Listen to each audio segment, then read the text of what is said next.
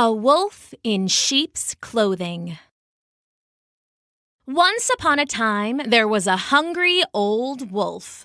She had once been young and strong, the scourge of the forest, the menace of the meadows, and the dark demon of the trees. She had spent her younger years running down darting deer, biting birds from their neat little nests, and eating just about everything that crawled, swam, flew, hoofed, hopped, slithered, or stumbled into her view. The wolf remembered those days fondly and thought of them often. She remembered the lithe and skillful predator she had once been, remembered the youthful reflection she used to see when she peeked into ponds and puddles. Now, when she looked at herself, she looked different.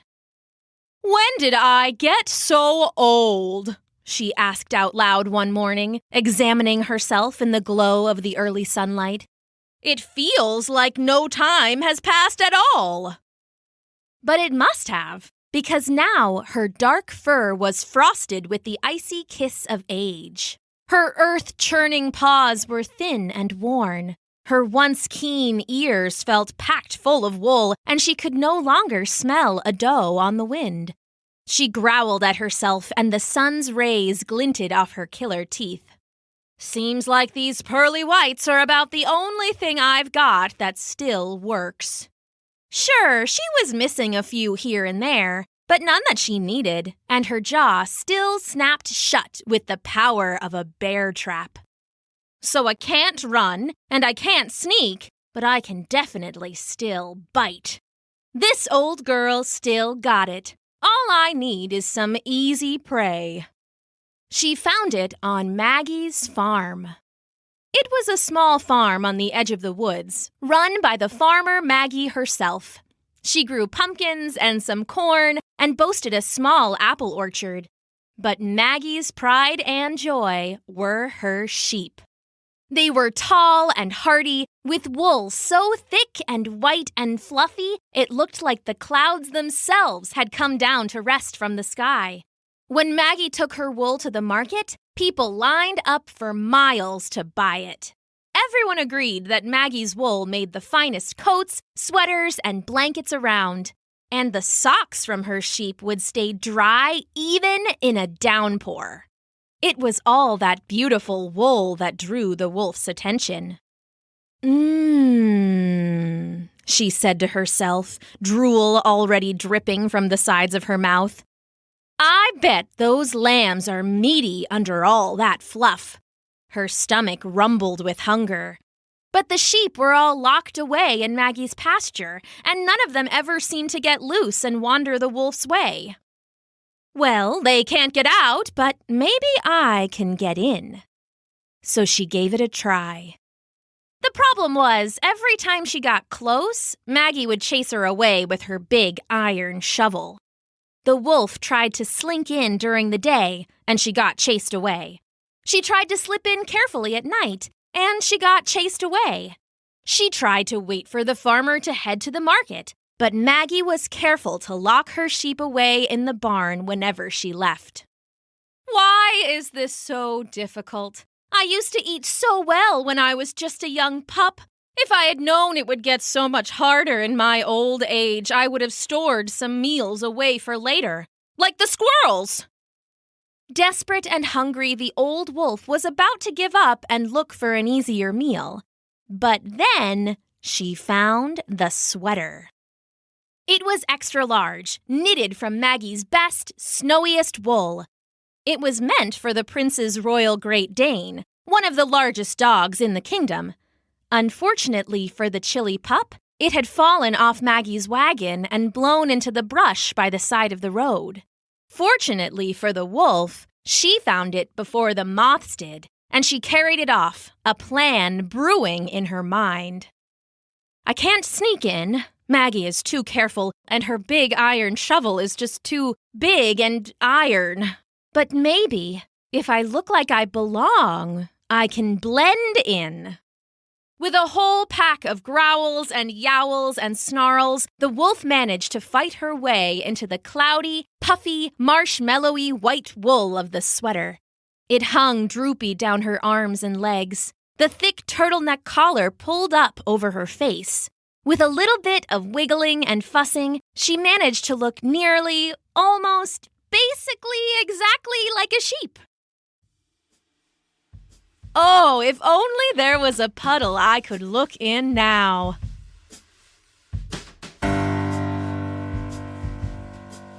I look great, like a sheep.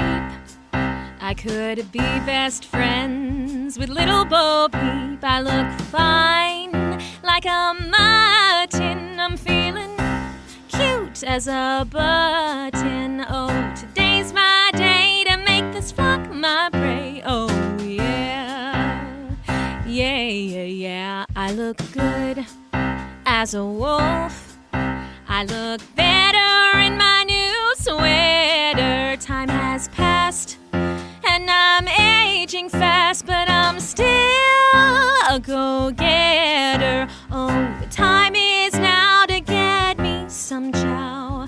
Yeah, yeah, yeah.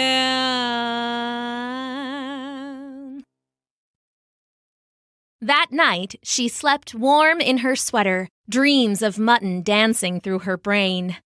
The next morning, she dug a hole under the fence and slipped into the pasture. Her heart was hammering in her chest, her mouth all dry of drool. Doing her best sheep impression, she slunk towards the flock. They were loosely bunched by the barn, grazing and baaing, stretching and walking in the early sunlight. The wolf eased in among them and pretended to eat the grass. No one gave her a second look, and she crept forward, one paw at a time. "Baa," she said softly, getting the feel for it.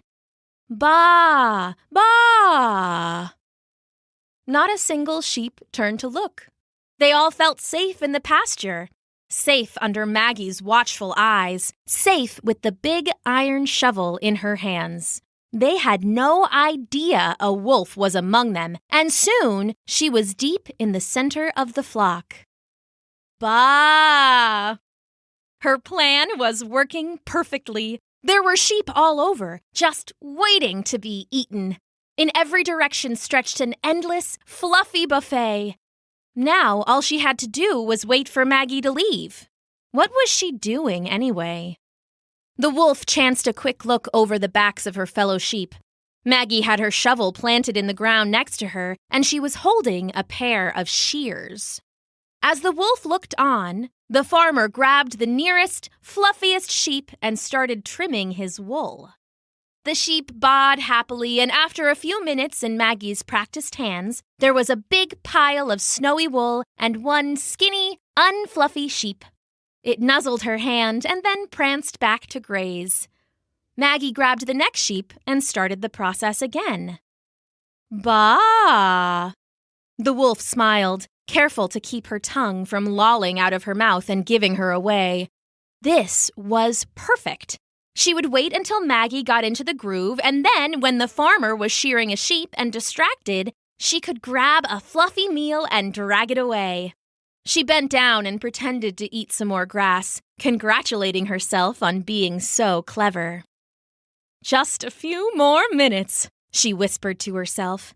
A handful more sheep had been sheared, and Maggie seemed to be caught up in it. "It's nearly time for dinner. Nearly time for... Oh, no!" Without warning, Maggie wrapped her arms around the wolf's middle and dragged her over to her stool. "Oh, you're a big one," the farmer said happily. "Let's get you trimmed down and cooled off." The wolf felt her blood run cold. She hadn't counted on this.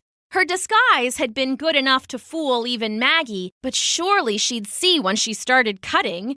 What would the farmer do when she discovered the extra fluffy sheep was actually a hungry wolf? Nothing good, that's for sure. Bah! The shears began to clip, clip, clip over the wolf's back, trimming down the thick wool of the sweater. "Oh, a shaggy one, too," Maggie cheered. "Don't worry, old girl. We'll get you in your summer coat soon." The wolf's mind raced. Should she run? Should she wait? The big iron shovel was planted right there next to them. The sight of it made her knees weak. Suddenly, the wolf was so afraid she couldn't even think straight. What have I gotten myself into?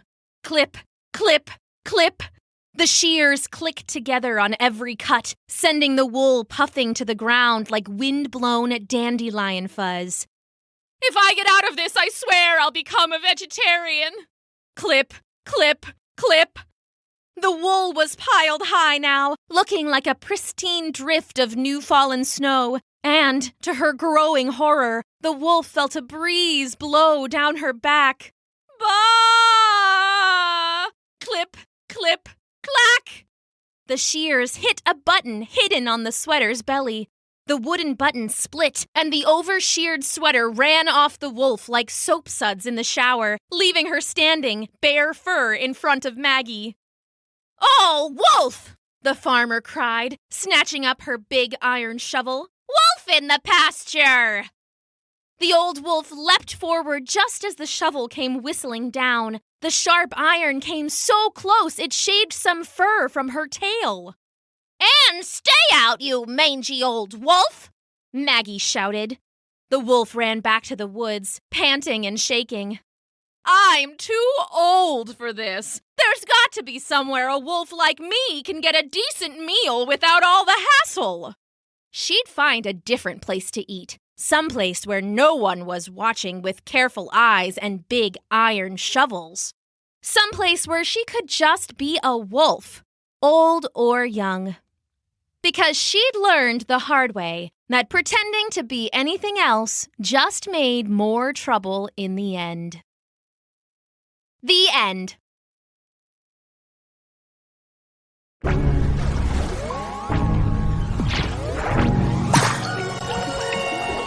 Thanks for listening.